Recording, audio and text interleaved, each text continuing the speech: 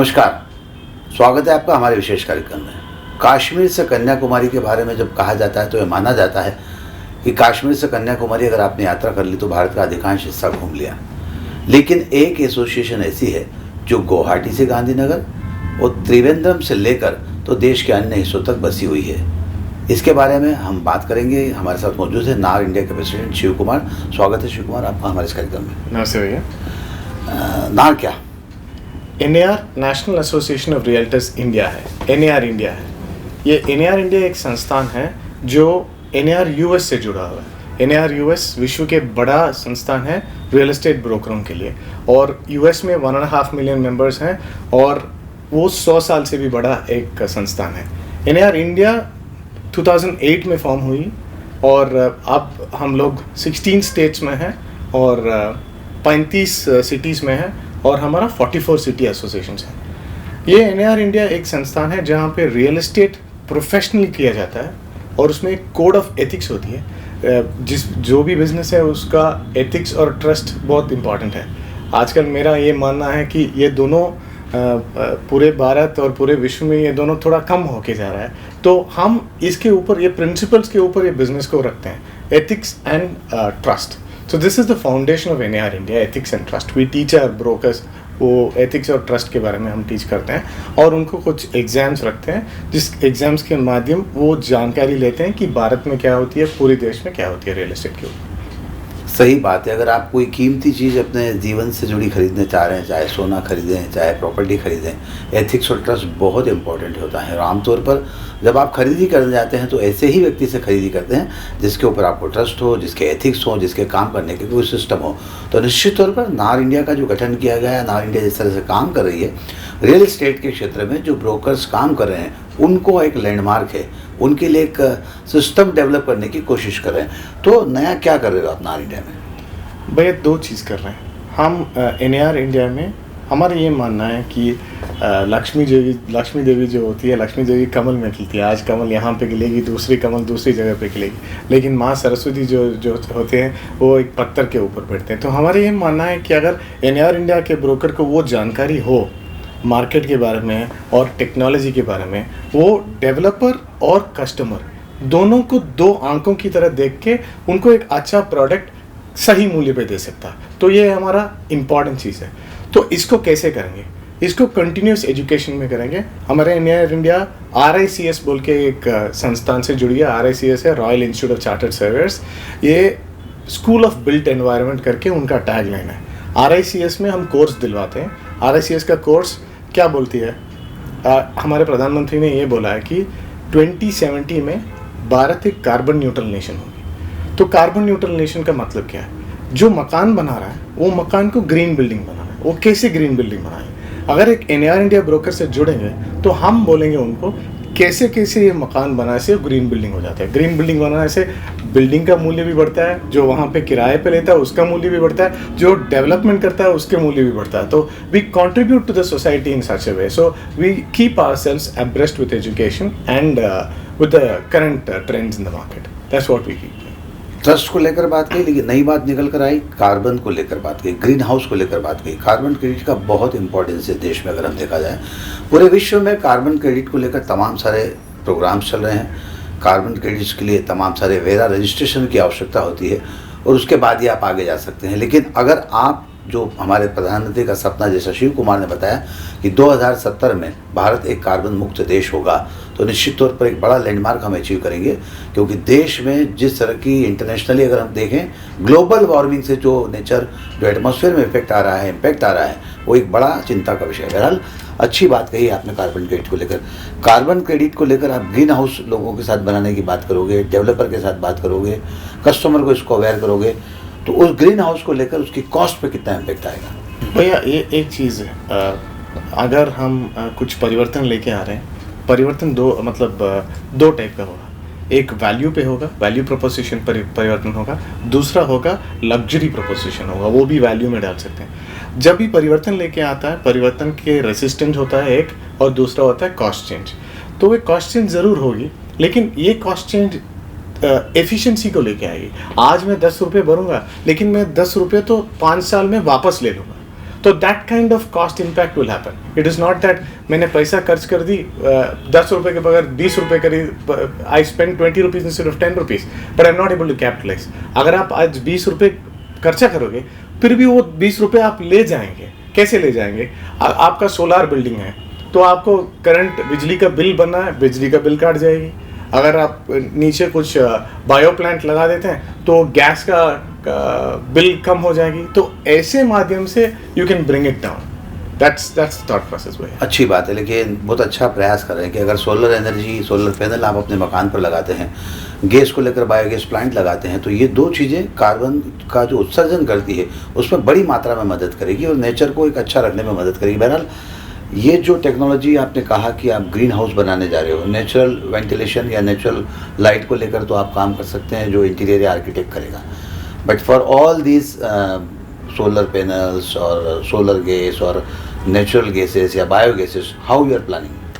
भैया ये हम मकान कम बनाते हैं, हम मकान बनाने वाले नहीं हैं. You need to consult them. Absolutely. तो हम क्या करते हैं भैया, ये जो RICS जैसे इंस्टीट्यूट्स है वो इंस्टीट्यूट को डेवलपर को लेके जाना चाहते हैं. वो इंस्टीट्यूट का एक सेशन लगाना चाहते हैं डेवलपर के साथ, ताकि डेवलपर को भी ये जानकारी मिले. तो मैंने आपसे बोला कि knowledge is very important. So this is how we want to push people to do.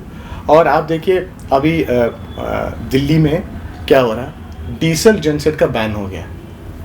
पिछले साल अक्टूबर 1 से डीजल जनसेट का बैन हो गया.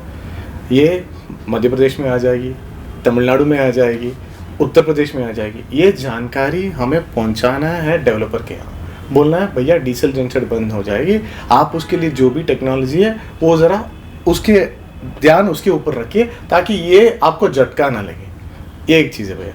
ऐसी चीज़ों में अगर आप देखिए महाराष्ट्र में आज रेरा, महाराष्ट्र रेरा जो है, महाराष्ट्र रेरा को दो चीज़ें बोलते हैं. एक बाइबल ऑफ ये बोला जाता है महाराष्ट्र को. Maharashtra RERA is looked upon as a bible of things, and हमारे यहाँ बोले तो भगवद गीता ऑफ थिंग्स भी बोल सकते हैं. लेकिन महाराष्ट्र रेरा ने क्या बोला है, जो भी ब्रोकर है उसको सर्टिफिकेशन लेना ज़रूरी बोला है. और NIR इंडिया में हमारा एक इंस्टीट्यूट है, India Institute of Real Estate. ये India Institute of Real Estate क्या करेगी, महाराष्ट्र के जो भी ब्रोकर्स है उनको एक सर्टिफिकेशन देगी, उनको एग्जाम देगी. वो एग्जाम के माध्यम वो सर्टिफिकेशन ले लेगा, उसके बाद वो रेरा में रजिस्टर करेगा. तो आप पूछेंगे इससे शिव कुमार ग्रीन हाउस या सोलार से क्या बनती है. तो जो भी सर्टिफिकेशन एग्जाम्स रखते हैं उसमें हम उनको बताएंगे कि ऐसा ऐसा होना चाहिए एक बिल्डिंग. तो आप जब डेवलपर से मिल रहे हैं इनसे ये बात करो. तो this is the best that we can do. Communication is the most important part of this. That's what we are thinking. अभी तक प्रॉपर्टी ब्रोकर, प्रॉपर्टी डीलर की अगर हम बात करें तो उसे ऐसा माना जाता था कि आपको मकान, दुकान या प्लॉट दिलाने के बाद अपना कमीशन लेने के बाद वो फ्री हो जाता है. लेकिन जिस तरह की बातें शिव कुमार कर रहे हैं उससे लगता है कि इससे एक उम्मीद जागी है, टेक्नोलॉजी की दिशा में उम्मीद जागी है, आम आदमी की दिशा में उम्मीद जागी है.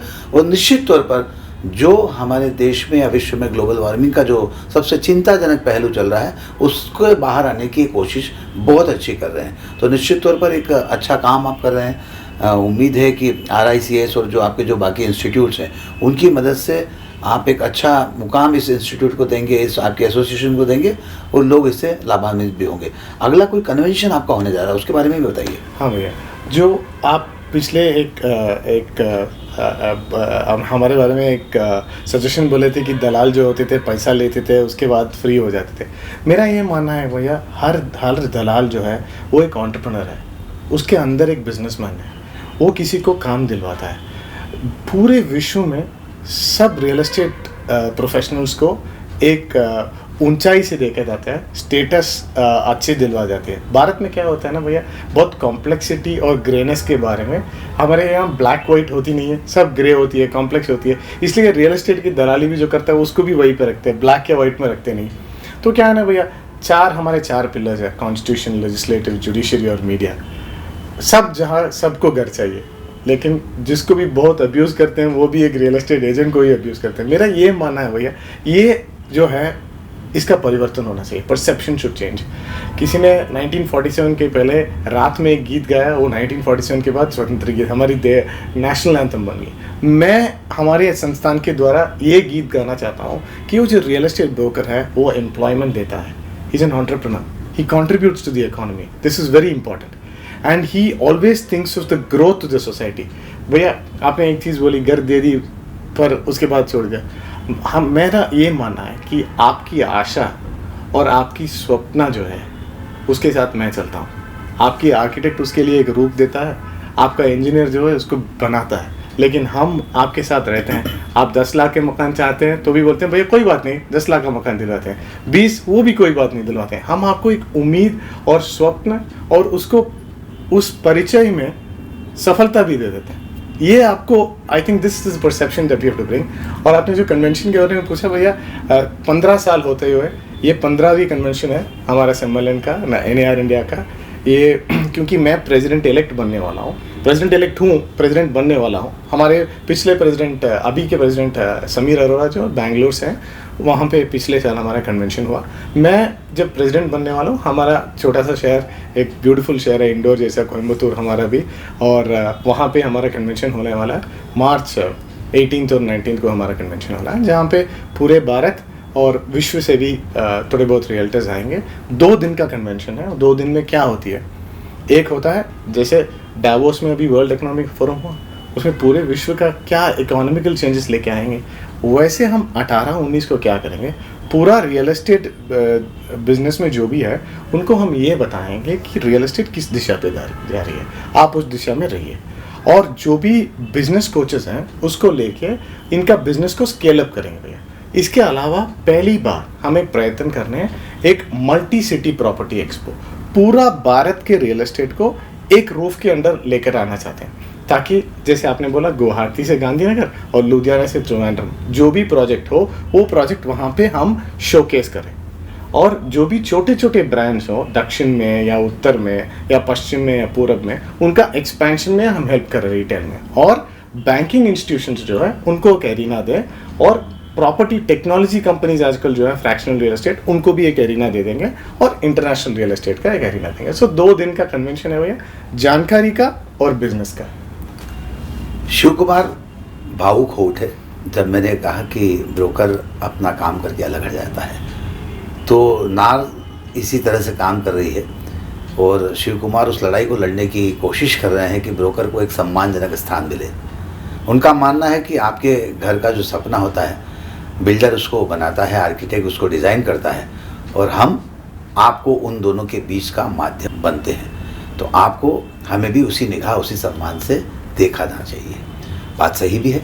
बहरहाल जिस तरह से एक नेशनल एक्सपो की ये बात कर रहे हैं, सारे देश की जितनी भी प्रॉपर्टीज़ वो एक छत के नीचे हो, तो निश्चित तौर पर एक अच्छा मुकाम हासिल होगा, और रियल एस्टेट का जो इंटरसिटी जो एक्सचेंज होगा उससे निश्चित तौर पर सारे लोगों को बेनिफिट मिलेगा। बहरहाल शिव कुमार, हमसे बातचीत करने के लिए बहुत बहुत शुक्रिया। धन्यवाद। सबको मिलते हैं 18 और 19 को कोयम्बतूर में। लेट्स नाविगेट, कन्वेंशन का नाम है नाविगेट, तो वहाँ पे आ जाइए। धन्यवाद भाई। आज के इस कार्यक्रम में बस इतना ही। सुनील जोशी को दीजिए इजाज़त। नमस्कार।